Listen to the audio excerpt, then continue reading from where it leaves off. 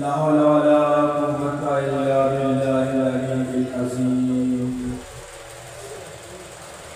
حسبنا الله ونعم الوكيل، نعم المولى ونعم النصير. أعوذ بالله من الشيطان الرجيم. بسم الله الرحمن الرحيم. الحمد لله الذي هدانا لهذا وما كنا لنهتدي لولا أن هدانا الله.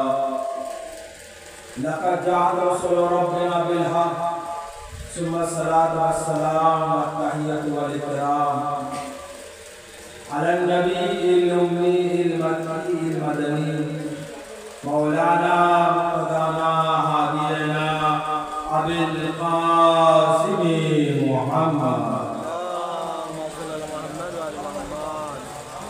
ثم الصلاة والسلام على أهل بيته الطيبين الطاهرين المعصومين،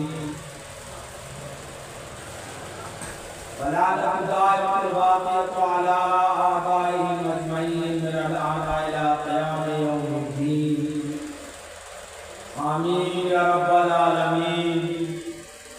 فقد قال الله له في كتابه الكريم: بسم الله الرحمن الرحيم. أم يحسدون الناس على ما آتاهم الله من فضله فقد آتينا آل إبراهيم الكتاب والحكمة وآتيناهم ملكا عظيما. صدق محمد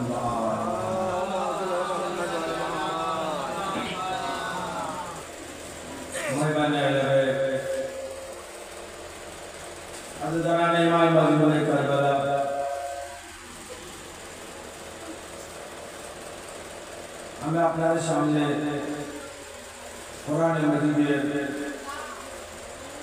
সূরা নিসার ৫তম আয়াত পাঠ করার সৌভাগ্য অর্জন করেছি। আয়াতের মাধ্যমে আমি কয়েকটা হাদিসের মধ্যে এটা ব্যাখ্যা করার চেষ্টা করেছি। দুনিয়ায় সব কিছু হারানো যেতে পারে, কিন্তু মুলকে আজিম হারানো যেতে পারে না। দুনিয়া সব কিছু ত্যাগ করা যেতে পারে, কিন্তু সাহিবে মুলকে আজিমকে ত্যাগ করা যেতে পারে না। আর দুনিয়ায় যা কিছু আছে সব কিছু কিন্তু এই মুলকে আজিমের মালিকের জন্য আছে। আলহামদুলিল্লাহ 1446 হিজরি হাজাখানায় জায়নাবিয়া আমার বক্তব্য এই আশ্রয়ে উলার শেষ বক্তব্য আজকে আমার এখানে এই নম্বরে আমি চেষ্টা করব আমার বক্তব্য আজকে পুরো বিবরণটা বয়ান করব। আল্লাহ তাআলা মুলকে আজিম আতা করেছেন ইব্রাহিমকে আর আলে ইব্রাহিমকে। এই যে মুলকে আজিম আল্লাহ তাআলা জনাব ইব্রাহিম আলে ইব্রাহিমকে আতা করেছেন, এই জন্য মানুষরা ইব্রাহিমের সাথে এবং ইব্রাহিমের আলের সাথে হিংসা করার কারণটি কেন ইব্রাহিমকে এবং আলে ইব্রাহিমকে মুলক দিয়েছে, কেন ক্ষমতা দিয়েছে, আলে ইব্রাহিমকে আর ইব্রাহিমকে কেন কিতাব দিয়েছে, ইব্রাহিমকে এবং আলে ইব্রাহিমকে কেন হিকমত দিয়েছে। হিকমত মানে বোঝেন, কিতাব মানে বোঝেন। হিকমত মানে হলো আমরা বুদ্ধি, যে বুদ্ধির দ্বারা মানুষের উপকার হয়। একটা বুদ্ধি আছে না, বুদ্ধি সেটা সবার কাছে আছে। আর দেশি এই সময় বুদ্ধিটা ব্যবহার আছে, সুবুদ্ধি খুবই কম। যেখানে যাবেন সেখানে বুদ্ধি ব্যবহার সব জায়গায়।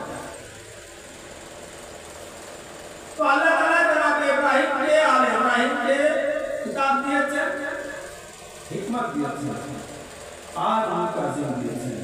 আর এই মুলক আজিম যে আল্লাহ তাআলা ইব্রাহিমকে দিয়েছেন, আলে ইব্রাহিমকে দিয়েছেন, এই জন্য মানুষরা ইব্রাহিমের সাথে আর আলে ইব্রাহিমের সাথে হিংসা করে।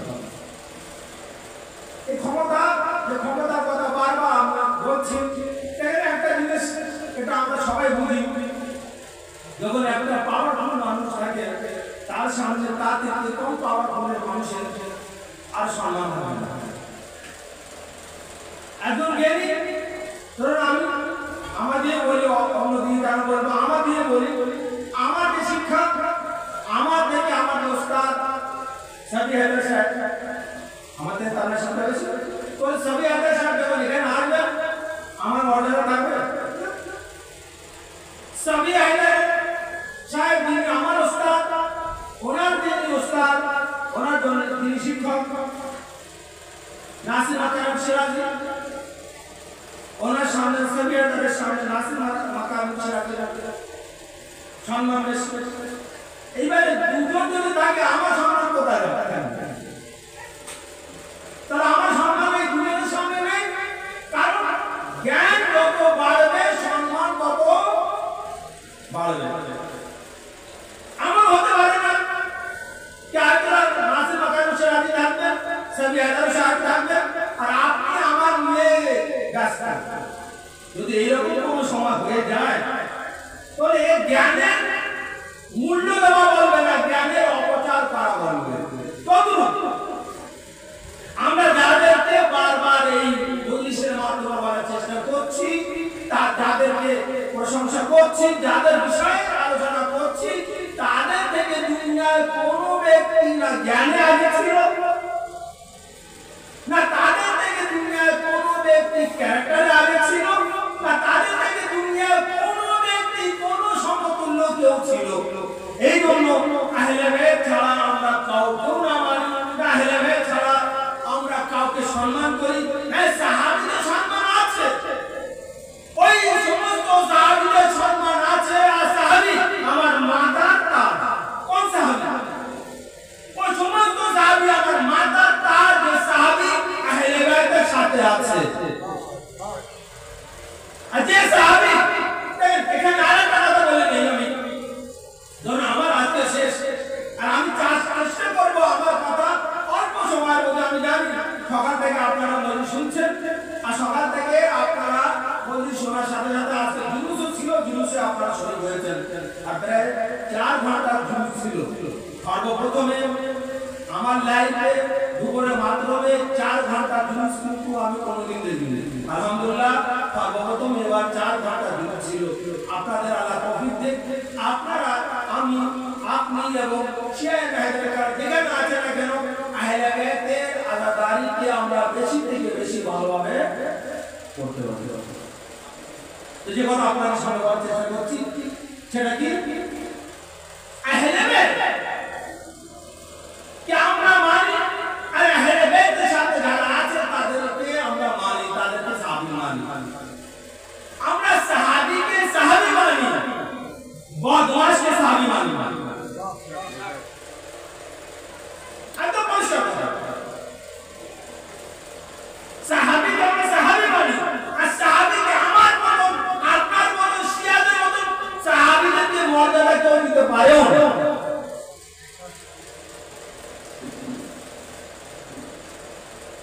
আহলে বাইত আলাদা দিলেন, সাহাবী আলাদা। আসলে সাহাবীর ব্যাখ্যা করি, যদি আমার পুস্তকের মধ্যে থেকে ব্যাখ্যা করি তাহলে অনেকে মানবে না। আসলে সাহাবীর ব্যাখ্যা আমি বুখারী শরীফের দিয়ে করি। সাহাবী কাকে বলে? সাহাবী বলা ইমাম বুখারী রাহমাতুল্লাহ আলাইহির পুস্তকের মধ্যে সাহাবী ওই ব্যক্তিকে বলা হয় যে ব্যক্তি রাসূলুল্লাহ সাল্লাল্লাহু আলাইহি ওয়াসাল্লামকে নিজের জীবনে দেখেছে। অবশ্যই যে দেখেছে রাসূলুল্লাহকে সে কি সাহাবী। এবারে আবু লাহাব দেখলো কি, সালমান ফারসি দেখলো কি, তাহলে আবু লাহাব আর সালমান ফারসির মধ্যে পার্থক্য কি? এই হলো বুখারী শরীফের অনুযায়ী সাহাবী কি ব্যাখ্যা। अरे बस सल्लल्लाहु अलैहि मोहम्मद व आले मोहम्मद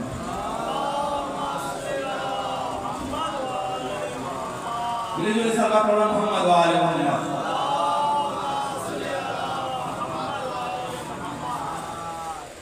सवाए मुहारकार बोलते साहबी लड़का अनेक वाला सवाए मुहारकार बोलते साहबी लड़का की साहबी ওই ব্যক্তি বলে বলা হয় যে ব্যক্তি রাসূলকে দেখেছে এই অবস্থা দেখেছে যে সেই ব্যক্তি ঈমান এনেছে ওখানে কি হচ্ছে যে ব্যক্তি রাসূলকে দেখেছে সে সাহাবী সবাই মুহারকার কি বলা হচ্ছে যে ব্যক্তি রাসূলকে দেখেছে কিন্তু দেখা যথেষ্ট না বরং দেখার সাথে সাথে রাসূলের উপরে ঈমান যে ব্যক্তি এনেছে তাকে কি বলা হয় সাহাবী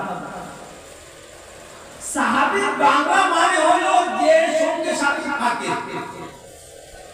তাকে কি বলা হয় একবার সাল্লাল্লাহু আলাইহি মুহাম্মদ ওয়া আলে মুহাম্মদ দেখেন অল্প সময় নেব যদি আপনারা আমার কথা বোঝার চেষ্টা করেন কারণ আমি চাচ্ছি দেখেন আমি মজলিসের সময় আমার একটা অভ্যাস আমি যখন মজলিস পড়ি এই যারা এখানে বসে তার জন্য শুধু না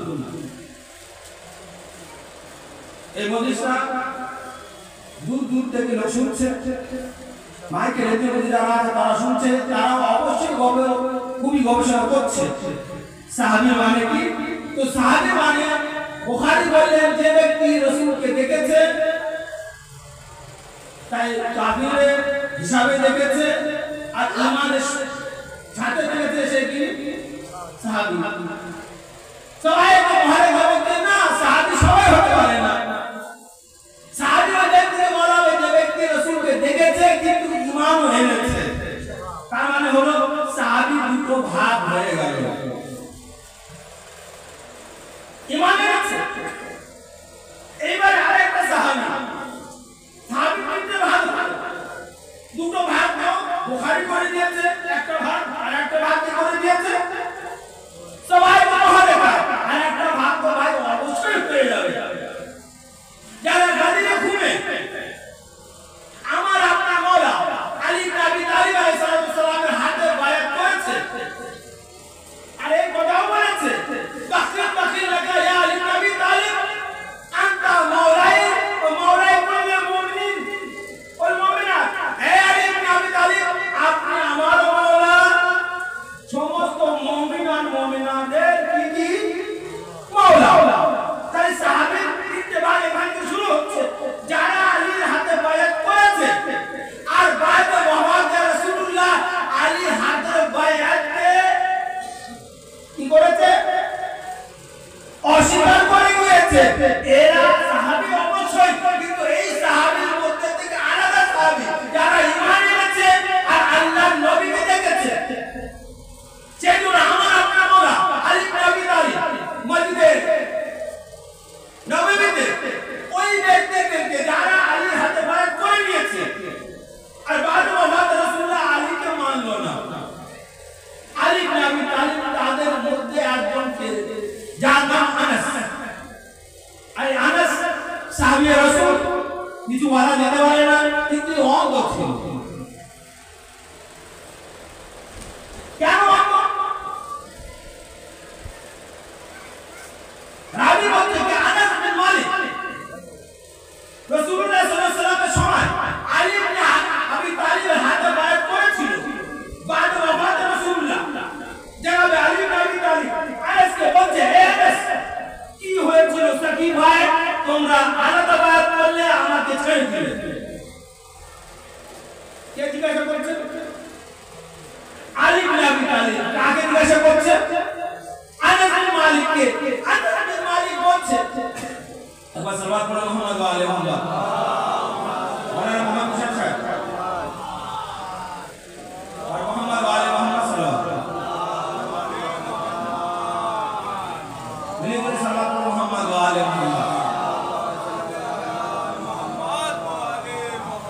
আরে ওয়া সাল্লাল্লাহু মুহাম্মদ ওয়া আলে মুহাম্মদ আনাস বিন মালিককে মাওলানা মুশকিল কুশা আলী ইবনে আবি তালিব বলতে হে আনাস গাদিরে ঘুমে ময়দানে আমার হাতে বায়াত করেছিলেন কিন্তু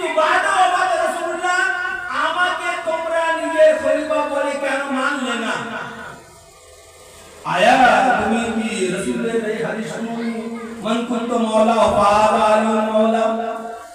আনাস বিন মালিক বলছে, হে আলী, আমি অনেক দূরে ছিলাম। কি? আমি অনেক দূরে ছিলাম আর আমার বয়স অনেক বেশি হয়ে গিয়েছিল, আমি ভালো করে শুনতে পারি না।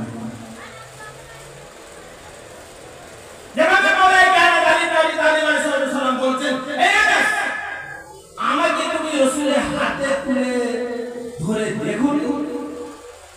আনাস বিন মালিক বলছেন, হে আলী, আমি অনেক দূরে ছিলাম, ভালোভাবে দেখতেও পারিনি। কি বললো? আমি ভালোভাবে তোমাকে আমি দেখতেও পাইনি। মওলায়ে কায়নাত আলী ইবনে আবি তালিব বলছে, আনাস, আমার বিষয় আমি শুনতে পারবো না, আমার বিষয় আমাকে যখন রাসূলুল্লাহ হাতে তুলে দেখিয়েছিলেন তুমি দেখতেও পারবো না। আমার হাতে হাতে মুসাফা করে কথা বলুন। এই আলী, আজকে তুমি আমার মাওলা, আমার শুধু আমার মাওলা না, সমস্ত মুমিন মুমিনাতের মাওলা। জানেন আনাস বিন মালিক কত ছাড়া? আনাস বিন মালিক বলছে, এই আলী, মনে পড়ছে না? কি বললো? আলী, মনে পড়ছে না? মওলায়ে কায়নাত আলী ইবনে আবি তালিব আলাইহিস সালাম বললেন, হে আনাস, তোমাকে আল্লাহ দেখে নেন, আল্লাহ তোমার বিষয়ে বেশি চিন্তা করবে। রাওয়াতের মধ্যে আছে আনাস বিন মালিক কি হয়ে গেল? অন্ধ হয়ে গেল। তার মানে যে ব্যক্তি আলীকে সামনে দেখেছে, অস্বীকার করেছে, আল্লাহ তার চোখকে আর সালিম রাখে না। সাল্লাল্লাহু মুহাম্মদ ওয়া আলি মুহাম্মদ। আলীকে সামনে দেখার পরে, আলীর বিষয় শোনার পরে যদি কানে না শোনা যায়, তাহলে কান কি হয়ে যাবে? যদি চোখে না দেখা যায়, চোখ। আলহামদুলিল্লাহ, এখানে আমি যখন আমি কোন বক্তব্য রাখি, কোন রকমের কথা বলি, আমি ইরানের দু একটা কথা অবশ্যই বলি। কেন বলবো? দুনিয়া ইরান ছাড়া তো কোনো দেশই নেই যে ইসলামিক কান্ট্রি হতে পারে। ৭৭ দেশ দুনিয়ার মধ্যে আছে, কোন দেশ মুসলমানদের জন্য কোনো কথা বলতে পারে না, তার মধ্যে এই হিম্মত নেই। কারণ এই ওই ব্যক্তির মধ্যে থাকবে যে আলীকে নিজে মাওলা বলে মানবে। নারে হায়দারি! মওলায়ে কায়নাত আলী ইবনে আবি তালিব আলাইহিস সালামকে আনাস বিন মালিক বলল, হে আলী, আমি দেখতেও পারিনি, শুনতেও পারিনি। আয়াতুল্লাহ খুমাইনি, আয়াতুল্লাহ খামেনি সাহেবের বয়স কত জানেন? এটা আমি বর্তমান টাইম কত বয়স? ভালো কথা বলেছেন, একটু আরেকটু জোরে বলুন। দেখেন, যাকে মানেন তার বিষয়ে একটু ভালোভাবে বলা উচিত, আর লজ্জা করবেন না। এইরকম কোন ব্যক্তি দুনিয়ার কোন আলিম নেই যে আপনার কথা সমস্ত জায়গায় বলতে পারে। আর দুনিয়ার মধ্যে শিয়াতে নাম আয়াতুল্লাহ খুমাইনির পরে যে সব জায়গায় বলতে পারে, সেই হলো আয়াতুল্লাহ খামেনি। পুরো দুনিয়ার প্রত্যেক জায়গায় আমার আপনার জন্য লড়াই করতে পারে, সেই ব্যক্তির নাম হলো খামেনি। আয়াতুল্লাহ খামেনি এই বয়সে চোখ একটু সালিম আছে, বন্ধ নেই। এই বয়সে দেখেন আশ্চর্য বিষয়, আমরা মনে করি হাত না থাকলে অকেজ হয়ে যাবে, এই তো মনে করি আমরা, যার হাত নেই। আয়াতুল্লাহ খামেনির একটা হাত নেই, একটা হাতের এত বড় ক্ষমতা, দুনিয়ার সুপার পাওয়ার আমেরিকা ইসরায়েল থেকে যায়। এই ক্ষমতা দুনিয়ার দুশমন ইসলাম দ্বারা কেঁপে যায়। যদি দুটো হাত হতো, আয়াতুল্লাহ খামেনি চোখ বন্ধ নেই, বিবেক এত বুদ্ধি। দেখুন, রেগানের সময় আয়াতুল্লাহ খামেনি কি ছিলেন? প্রেসিডেন্ট ছিলেন। রেগান দুনিয়ায় নেই, শেষ হয়ে গেল। জর্জ ডব্লিউ বুশ যখন ছিল, তখন আয়াতুল্লাহ খামেনি প্রেসিডেন্ট ছিলেন। জর্জ ডব্লিউ বুশের আর কোনো চিহ্ন নেই। তারপরে আবার এই জর্জ ডব্লিউ বুশ আবার হলো, আয়াতুল্লাহ খামেনি তখন কি ছিলেন? প্রেসিডেন্ট ছিলেন।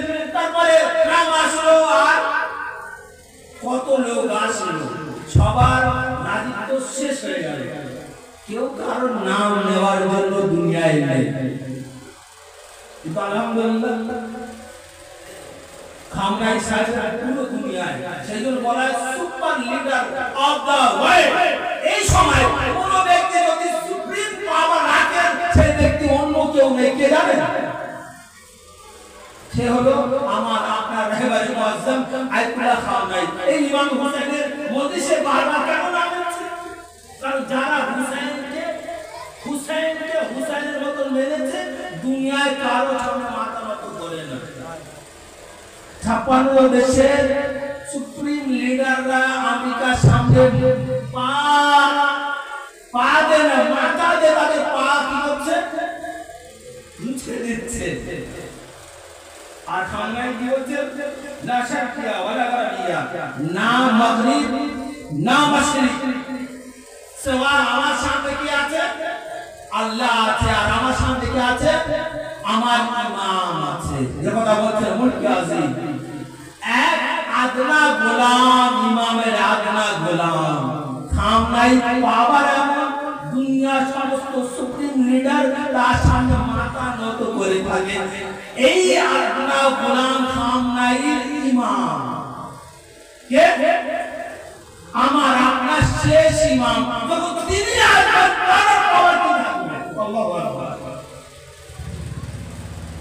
আল্লাহ আমার পাওয়ার দিয়েছেন। আহলে বাইত আলাইহিস সালাতু সালাম দুনিয়ায় কাউ কেউ পাওয়ার দেননি। মত আহলে বাইতের হাতে, হায়াত আহলে বাইতের হাতে। আহলে বাইত যেটা বলবেন ওইটাই হবে। আহলে বাইত বলে এই সময় দিন, তার মানে দিন। কেউ বলতে পারবে না এই সময় দিন হবে না। রাত হলো দিন, আহলে বাইত বললে।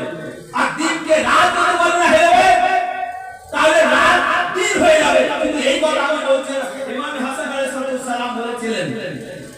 সমস্ত সাহাবী সামনে বললেন, আমি হাসান মুস্তাফা যদি মনে করি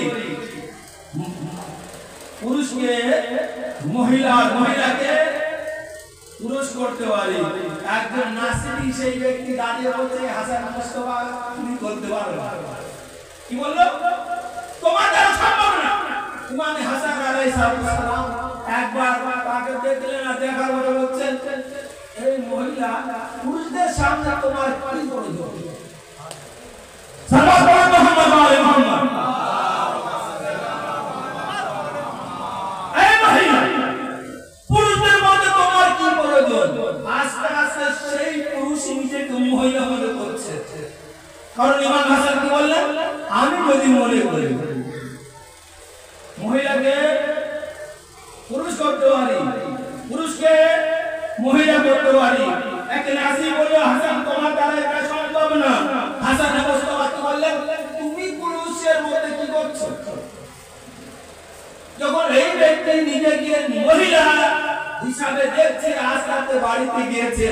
বাড়িতে গিয়েছে, সন্তান বাচ্চারা বাড়িতে যাওয়ার পরে বাচ্চারা কি করছে জানেন? বাপ বিভাগ ভাঙতে করছে না। কারণ হাসান মুস্তাফার বিরুদ্ধে কথা বলেছিল। হাসানের কথার সামনে কথা বলেছিল। জনাবে মাওলানা ইমাম হাসান বলেছেন, আমি যদি মনে করি। সন্তান বলছে, বেটা বলছে, আপনি কে? এই ব্যক্তি বলছে, আমি তোমার বাবা। বলছে, আমার বাবা মহিলা হতে পারে না। রাবায়তের মধ্যে আছে 12 বছর হয়ে গেল, 12 বছর পুরুষ মহিলা হয়ে থাকবে। একদিন আবার ইমাম হাসান আলাইহিস সালাম বললেন, আমি যদি মনে করি মহিলাকে পুরুষ করে দিতে পারি। এই ব্যক্তি চালাক ছিল। আমি যে 12 বছর মহিলা হয়ে থাকলাম, এই সেই সময় হাসান মুস্তাফা এই সময় বলতেন, আমি মহিলাকে পুরুষ করে দিতে পারি। এই তো সময় ইমাম হাসানের কাছে গিয়ে অনেক স্বীকার করে নেব, হাসান মুস্তাফা ভুল হয়ে গিয়েছিল। ইমাম হাসান সাল্লাল্লাহু কাছে আশা করে বলছেন, হাসান মুস্তাফা আমার ভুল হয়ে গেছে। ইমাম হাসান আলাইহিস সালাম কি করলেন? ইশারা করলেন। ওই যে মহিলা 12 বছর মহিলা ছিল, আবার কি হলো? কি হলো? পুরুষ হয়ে গেল। তার মানে কি জানেন? ক্ষমতা, পাওয়ার। এইরকম পাওয়ার কারোর মধ্যে থাকতে তাদের তো আমি ইমাম বলবো যাদের মধ্যে এইরকম ক্ষমতা থাকবে আর আজকে কি দুনিয়ার কারো ক্ষমতা এরকম যে সব কিছু করতে পারে শুধু এই না মরকলি মওতা হতে যে কথা লাগে তাদের কাছে বেরোবে মানে আছে কেউ মনে আবার বলে সেই রূপে আবার ফিরে যাবে কে আছে দুনিয়ায় কোন ব্যক্তি আছে এমন কোন বীর আছে কোন মোল্লা আছে কেউ নেই আমার আপনার চতুর্থ ইমাম সাইয়্যিদ সাজ্জাদের কাছে এক ব্যক্তি আছে পাওয়ার দেখেন পাওয়ার ক্ষমতা দেখেন আমাদের ইমামের দুনিয়ায় এমন কোন এমন কারোর কাছে এইরকম ইমাম নেই আমার কাছে আপনার কাছে কেমন ইমাম আছে ইমাম সাইয়্যিদ সাজ্জাদ বসে আছেন একজন ব্যক্তি বারবার ইমাম সাইয়্যিদ সাজ্জাদের কাছে যখন আসতো কিছু না কিছু নিয়ে আসতো এই জায়গায় যদি একটা কথা বলি অনেক মনে করে মৌলানা কিছু চাচ্ছেন হ্যাঁ না কিছু চাচ্ছেন ইমাম সাইয়্যিদ সাজ্জাদের বাড়িতে যখন সাক্ষাৎ করতে যেত কিছু না কিছু নিয়ে যেত একদিন মা বাড়ির মহিলার তো সবসময় একটা এক্সট্রা বোঝে বাড়ির তার স্ত্রী হচ্ছে আমি বারবার সাইয়্যিদ সাজ্জাদের কাছে গিয়ে যাও তোমার কি বলে তোমার ইমাম কি তোমাকে দেয় এই যে তুমি এই কথা বলো না আমার ইমাম শুনে নিয়েছে কথা বলছে এই ব্যক্তি নিজের বাড়িতে সাইয়্যিদ সাজ্জাদ কোথায় মদিনা এই ব্যক্তি বলছে না তুমি এইরকম কথা বলো না আমার ইমাম শুনে নিচ্ছে বলছে তোমার ইমাম আমার বাড়ির কথা শুনে না আর ওই ব্যক্তি আবার ফিরে আসলো সাইয়্যিদ সাজ্জাদের কাছে ইমাম সাইয়্যিদ সাজ্জাদের কাছে কিছু নিয়ে এসেছে ইমাম সাইয়্যিদ সাজ্জাদ বললেন না ইমাম তোমার জিনিস আমি না বলে এই কথা বললেন সাইয়্যিদ সাজ্জাদ চাহনেওয়ালা ছিল পাক্কা মুমিন ছিল ইমামকে হিরো জানতে গিয়ে মানতো সেই ব্যক্তি বলছে মওলা আমার ভুল হয়ে গেছে আমার স্ত্রী ভুল হয়ে গেছে আপনি এটা নিয়ে নিন সাইয়্যিদ সাজ্জাদ বললেন না এটা আমি গ্রহণ করব না আমি তোমাকে দেব দস্তরখান চলে হলো দস্তরখানে খাওয়া হচ্ছে সাইয়্যিদ সাজ্জাদ বললেন একটা পাত্র আনা হলো পানি আনা হলো ইমাম সাইয়্যিদ সাজ্জাদ বলছেন আমার হাতে পানি দাও কি করো আমার হাতে পানি দাও একটা পাত্র রাখা হলো সাইয়্যিদ সাজ্জাদ ইমাম সাইয়্যিদ সাজ্জাদ বলছেন এটা কি এই ব্যক্তি বলছে মওলা এটা পানি ইমাম বলেন আবার দাও আবার সালাত পড়ুন মুহাম্মদ ওয়া আলি মুহাম্মদ নিরন্তর সালাত পড়ুন মুহাম্মদ ওয়া আলি মুহাম্মদ অবশ্যই কষ্ট সবার হচ্ছে আর আপনার মতন আমার কষ্ট হচ্ছে যদি আপনি না শুনেন তাহলে আমি আর শোনাবো কি করি শেষ আমার এই বছরের শেষ বক্তব্য এখানে এই আসলে উলা চাচ্ছি এমন কিছু কথা আপনাদের সামনে বলে যায় কারণ যাদেরকে আমরা মানি তাদের মধ্যে দুনিয়ায় কেউ নেই তো সাইয়্যিদ সাজ্জাদ বললেন এটা কি বললেন এটা পানি বললেন না পানি দেখো আবার তো দেখা হলো বলে এটা কি সে ব্যক্তি বলছে মওলা এটা ইয়াকুত কি মানে একটা কিমতি পাথর একটা মূল্যবান পাথর আবার ইমাম সাইয়্যিদ সাজ্জাদ বলেন আমার হাতে আবার পানি দিয়ে দাও পানি আবার দেওয়া হলো ইমাম সাইয়্যিদ সাজ্জাদ বলেন দেখো এটা কি সে ব্যক্তি বলছে মওলা পানি বলছে আবার দেখো বলছে মওলা তো হিরে যে ইমাম সাইয়্যিদ সাজ্জাদ বলেন যাওয়ার সময় এটা নিয়ে দিই এটা কি করো বাড়িতে নিয়ে যাও তোমার স্ত্রীকে দিয়ে দিবে আর তোমার স্ত্রীকে বলবে সাইয়্যিদ সাজ্জাদ যে কথা তুমি বলেছিলে শুনে নিয়েছে তোমার জন্য এটা হাদিয়া দিয়েছে যখন সেই ব্যক্তি বাড়িতে আসলো স্ত্রী বলছে সে ব্যক্তি বলছে আমি তোমাকে বলেছিলাম আমার ইমাম কথা শুনে নিয়ে তোমার ইমাম কথা শুনে নিয়েছে কি করে ওই দেখো তুমি বলেছিলে কি তোমার ইমাম কি দিলে, দেখো ইমাম কি দিয়েছে। যখন সেই স্ত্রী ইমামের হাতের পানিকে ইয়াকুত দেখেছে, হাতের পানিকে হিরে দেখেছে, তার মনের মধ্যে আশা আসলো আমিও ইমামের জিয়ারত করব। সাহাবা কোন মুহাম্মদ ওয়ালি আমরা যাদের মানি মত রোকে আর ক্ষমতা রাখে, পীর হলে মরে যায়, ইমামরা কোনদিন মারা যায় না, ইন্তেকাল করেন ইন্তেকাল। যদি এই কথা আমি বলি, আচ্ছা আপনারা এই ওদিশে পরে একটা সালাম পড়বেন, বলবেন কি পড়েন সালাম? অন্যদের কথা ছেড়ে দেন, আপনি বলেন, আপনি কি বলেন সালাম? কি পড়েন সালাম? আসসালামু আলাইকুম ইয়া আব্দুল্লাহ, মানে না এইরকম ভাবে শোনেন, যেরকম ভাবে শোনার হক আছে। আসসালামু আলাইকুম ইয়া আব্দুল্লাহ, তার মানে কি? আসসালামু আলাইকুম আব্দুল্লাহ, এ আব্দুল্লাহ আপনার উপরে সালাম। বলুন নাউযুবিল্লাহ, ইমাম হোসেন মারা গেছে না বলতেছেন? সালাম পড়বেন কি পড়বেন না? তো সালাম পড়বেন, ইমামের উপরে সালাম পড়বেন, কিন্তু ইমামের উপরে সালাম পড়বেন। সালাম করা সুন্নাত। সালাম করা কি? সালাম আলাইকুম আমি বললাম, আপনি বললেন, উত্তর দেওয়া কি? উত্তর দেওয়া কি ওয়াজিব। আমরা এই 11 লোক এখানে আমরা বসবাস করি, আমরা বলছি আসসালামু আলাইকা ইয়া আব্দুল্লাহ, এই ইমাম হোসেন আমার সালাম আপনি গ্রহণ করুন। ইমাম উত্তর দেবেন না? কি করবেন? তো ইমাম উত্তর দেবেন, তাহলে ইমাম জীবিত আছে না মারা গেছে? কি বলতে পারবেন? তার মানে ইমাম জীবিত আছে, আমার ইমাম কোনদিন মারা যান না, ইন্তেকাল করেন। সাইয়েদ সাজ্জাদ সাথে সাক্ষাৎ করা গেল, এই মহিলা বলছে আমি এবার যাব। ওর মহিলাকে দিয়ে মদিনার পাশে এসে গিয়েছে।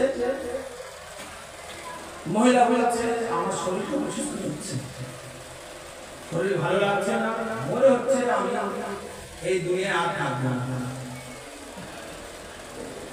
আর এই বলতে বলতে তুমি মারা যাবে। বলুন, যদি স্বামী স্ত্রী আমরা জিয়ারতে যাই, ইনশাআল্লাহ আমরা সবাই জিয়ারতে যাবার তৌফিক আমাদেরকে আল্লাহ তাআলা তৌফিক দিন, আমরা সবাই জিয়ারত করতে পারি। স্বামী স্ত্রী আমরা জিয়ারতে গেলাম, স্ত্রী মারা গেলে এই স্বামীর অবস্থা কি হয়? তোর এই স্ত্রী মারা যায়, স্ত্রীকে রেখে জনাবে সাইয়েদ সাজ্জাদের কাছে গিয়েছে। যখন গিয়েছেন সাইয়েদ সাজ্জাদের কাছে, জনাবে সাইয়েদ সাজ্জাদ দেখলেন এই ব্যক্তির মনে আর হাসি খুশি নেই। যখন এই ব্যক্তির মনে হাসি খুশি নেই, জনাবে সাইয়েদ সাজ্জাদ বলতেন ভাই কি হলো তোমার, তোমার মনের মধ্যে আর হাসি কেন নেই? মনে হচ্ছে তোমার স্ত্রী মারা গেছে। আল্লাহু আকবার। কি বললেন ইমাম সাইয়েদ সাজ্জাদ? তোমার স্ত্রী মারা গিয়েছে, সেই জন্য তুমি যাও, তোমার স্ত্রী তোমার অপেক্ষায় আছে। আল্লাহু আকবার। কি বললেন ইমাম সাইয়েদ সাজ্জাদ? যাও, তোমার স্ত্রী তোমার অপেক্ষায় আছে। যে ব্যক্তি এসে কি দেখছে? স্ত্রী বসে আছে, যে ব্যক্তি মারা গিয়েছিল সেই ব্যক্তি জীবিত হলো। আমরা কাকে মানি? যে মওতের উপরে ক্ষমতা রাখে। সবাই সব জিনিসের উপরে ক্ষমতা রাখে, কিন্তু মওতের উপরে কেউ ক্ষমতা রাখে না। আমরা যাদের ইমাম মানি মওতের উপরে ক্ষমতা রাখে, এই ব্যক্তি এই স্ত্রীকে নিয়ে সাইয়েদ সাজ্জাদের বাসায় যখন গিয়েছে, এই ব্যক্তি জনাবে সাইয়েদ সাজ্জাদকে দেখে এই স্ত্রী বলছে আপনি জানেন কে? এই জানেন আপনি কে? ওই ব্যক্তি বলছে আমি জানি আমার ইমাম। এই স্ত্রী বলছে এই তো বলে বলে মওতের কাছ থেকে আমার রূহকে আমার জিসমের মধ্যে দিয়েছে। মালকুল মওতের কাছ থেকে যার ক্ষমতা মালকুল মওতের উপরে থাকে, তিনি কে? ইমাম। ইমামের মর্যাদা নবী থেকে কম না, নবী থেকে আফজাল, রাসূল থেকে আফজাল, উল আযম পয়গম্বর থেকে আফজাল। ইমামের মর্যাদা যারা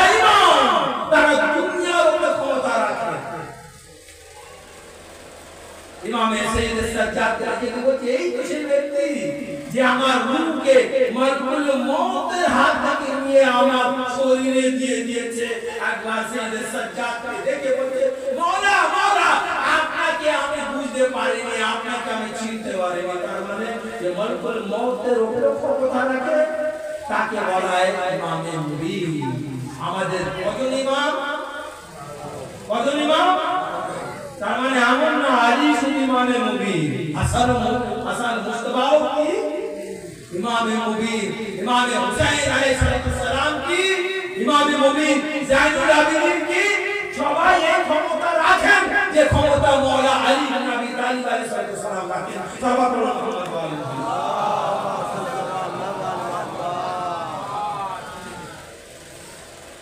আপনাদের কষ্ট আমি নিবারণ করলাম। আমরা কাকে মানি? যার মত অপেক্ষা। মহরমের ৮ তারিখ শেষ হয়ে গিয়েছে, সবাই আমরা ৯ তারিখের জন্য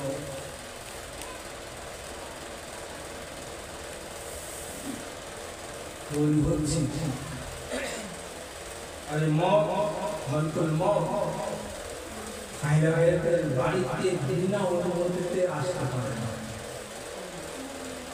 সবার বাড়িতে মালকুল মউতের ইজাজত নেওয়ার পর তো আলিয়ার বাড়িতে বিনা অনুমতিতে মালকুল মউত আসতে পারে না।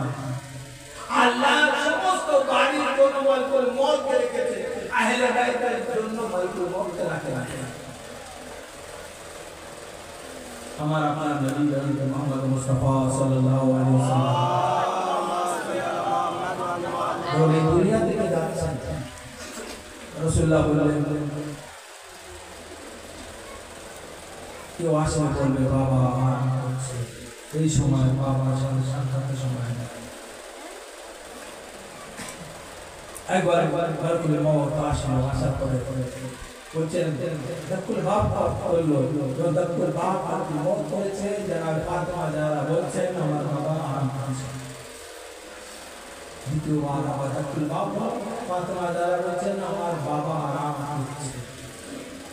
তৃতীয়বার মালকুল মউত জানতে হতো, কারণ ফাতেমা যারা বাড়িতে বিনা অনুমতি মালকুল মউত দিতে পারে না।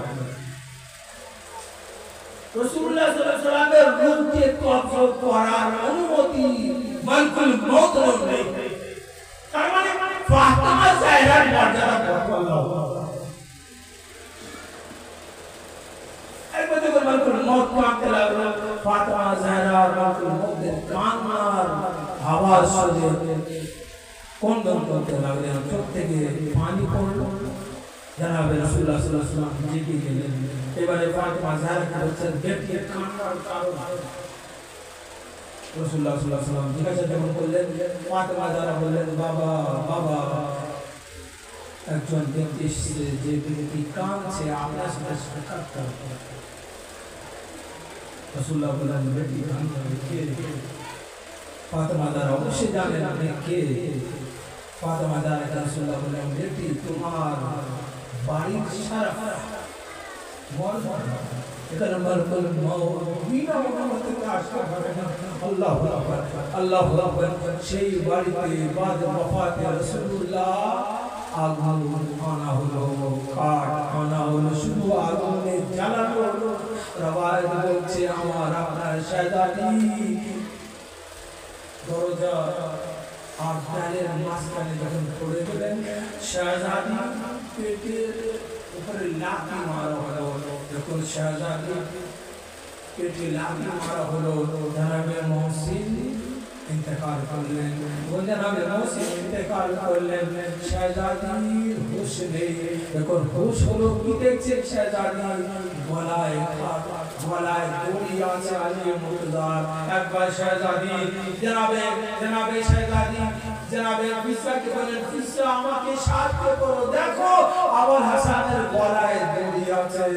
হ্যাঁ, শাহজাদি মসজিদের দিকে আসলেন, বললেন হে মুসলমানরা তোমরা আলীকে ছেড়ে দাও, যদি আলীকে না ছাড়ো তাহলে আমি আমার মাথার চুল খুলে দেবো। আমি হাত আর বলে আর করবো এ বিবি অবশ্যই এটা আজই মুসিবত ছিল আলীর গলায় দড়ি আপনার বদনে মৌসিনে শাহাদাত এ বিবি একটা দড়ি একটা গলা আয় বাবা বাবা শাহাদাত হুসাইন একটা গলা না একটা দড়ি 12টা গলা তার মধ্যে সব থেকে ছোট গলা জনাবে সকিনা তিনি বলতেন বারবার বলতেন এ ভাইয়া সৈয়দ সাজ্জাদ আপনি নিজের মাতাকে নত করেন জনাবে সৈয়দ সাজ্জাদ অবস্থা কি ছিল জানেন और তিল কেটে যায় সৈয়দ সাজ্জাদের হাতে হাতকড়ি ছিল পায়ে বেড়ি ছিল গলায় পর্দা ও টপ ছিল আমার ইমাম নিচে যখন মাথাকে নত করতে গলায় খাড়দার তোকে নোক ইমামের গলায় বেঁধে যেত রক্ত ঝর ঝর করে পড়তো যখন রক্ত ঝর ঝর করে পড়তো সেকিনা বলতেন ভাইয়া সৈয়দ সাজ্জাদ তোমার গলা থেকে রক্ত পড়ছে এ ভাইয়া তুমি মাথা উঁচু করো মাথা উঁচু করতেন আমার ইমাম সেকিনা নিজের গলাকে জড়িয়ে নিজের গলাকে হাত দিয়ে ধরে রাখতেন বাস আপনাদের জন্য শেষ করলাম আজকে কোন মুসিবত পড়ল কার মুসিবত পড়ল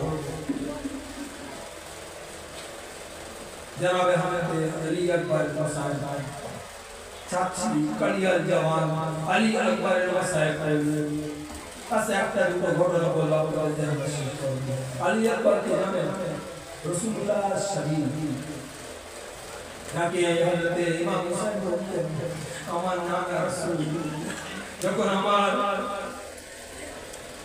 আকা হযরত আলী আকবর আর মাওলা হযরত আব্বাস মদিনার গলি দিয়ে যাতেন আব্বাস নিজের মাথাকে নত করে থাকতেন জনাবে হযরত আলী আকবর বলতে চান আপনি নিজের মাথা কেন নত করে থাকতেন জানেন জনাবে আব্বাস কি বলতেন জনাবে আব্বাস বলতেন বেটা আলী আকবর তুমি আমার নানা রাসূলের স্বামী আমি তোমার সামনে নিজের মাথাকে উঁচু করতে পারি না বেটা আলী আকবর রাওয়ায়াত আছে আলী আকবর কে খুব ভালোবাসতেন ইমাম হোসেন কত ভালোবাসতেন এক মদিনাবাসী সে ব্যক্তি দোয়া করার জন্য ইমাম হোসেনের কাছে এসে আশা করছে মাওলা আমার জন্য দোয়া করো আমাকে যেন একটা औलाद আতা করে মাওলা তোমার বেটা আলী আকবরের নামে আমি নাম রাখবো হোসেন দোয়া করলেন তারপরে ইমাম হোসেন বললেন এ ভাই আকবরের মতন তোমার বেটা ভাই হতে পারে না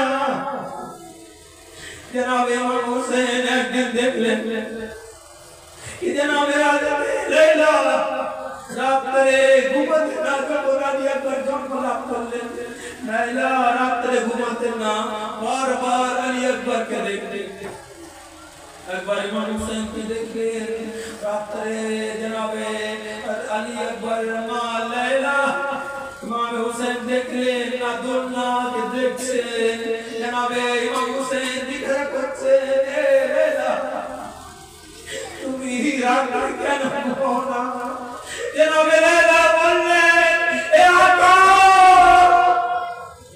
এ ওয়ালি আমি আকবরকে ছাড়া থাকতে পারি না চিন্তা করুন যে মা নিজের আকবরকে তো ভালোবাসে তার বাবা আকবরকে কত ভালোবাসবেন औलाद वाला আকবর ওসিলা যাদের যুবক সন্তান আছে পরবর্তীকালে আলম আকবর ওসিলা যাদের যুবক সন্তানকে সহি সালামত আকবর কত হুসেন কে ভালোবাসতেন আর আকবর কে আলী আকবর কে হুসেন কত ভালোবাসতেন জানেন জনাব আলী আকবর শুভে আসুন, সবাইকে দেখছেন, সবাই যাচ্ছে ময়দানে কারজার। আলী আকবর একবার বললেন, বাবা আমার তো কারজার যেতে দিলেন। একবার জনাব ইমাম হোসেন বললেন, বেটা তোমাকে আমি লালন পালন করলাম না, তোমাকে লালন পালন তোমার ফুপি করেছে, যাও ফুপিকে যে জিজ্ঞাসা করো তোমার ফুপি তোমাকে রানে যেতে দেবে কিনা। আলী আকবর আসলেন, ফুপি আম্মার কাছে বললেন, এ ফুপি আম্মা আমি রানে যেতে চাই, ময়দানে কারবালায় যেতে চাই। জনাব জায়নাব বললেন, এ বেটা আলী আকবর তোমাকে আমি যেতে দিতে পারি না, এ বেটা আলী আকবর তোমাকে আমি যেতে দিতে পারি না।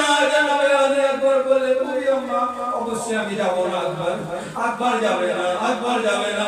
ফুপি আম্মা যখন আসলে ময়দানে দাদি আম্মা আপনার কাছে জিজ্ঞাসা করবে, এই জায়নাব হুসাইন প্যারা ছিল না আকবর প্যারা ছিল, এ ফুপি আম্মা আপনি কি উত্তর দেবেন জানেন? সেই সময় জনাব জায়নাব বললেন, এ বেটা আলী আকবর তোমার মতো ৭০টাও যদি আলী আকবর আল্লাহ আমাকে দেয়, হুসাইন ওকে কুরবান কসওলাদ হলো।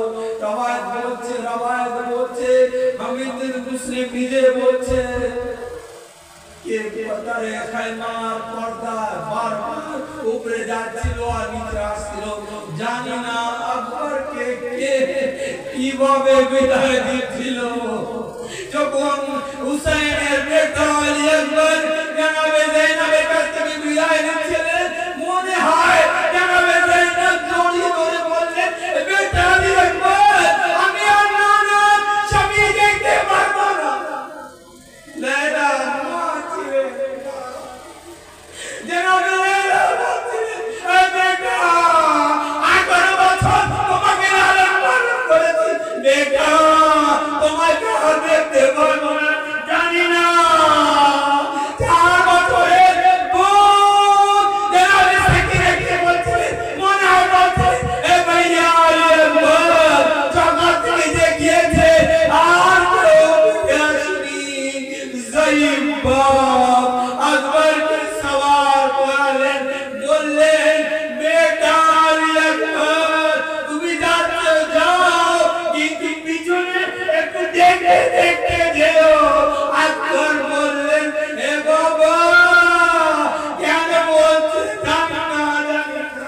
হুসাইন কি বললেন, মনে হয় হুসাইন বললেন, এ বেটা আলী আকবর তুমি যদি औलाद वाला होते जानते औलाद मोहब्बत की रवायत बोलते আকবর ময়দানে কারজার, হুসাইন জমিনে কারবালায় কোন সময় উঠছেন কোন সময় বসছেন।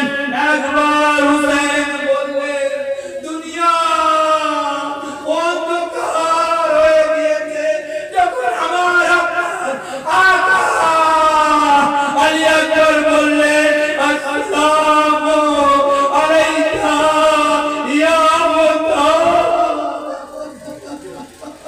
এ বাবা আমার সালাম